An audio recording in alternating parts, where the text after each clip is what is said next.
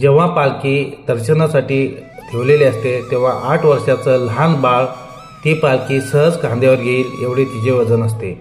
पण जेव्हा पालखी प्रदक्षिणा करण्याची वेळ येते तेव्हा पालखी जड असते.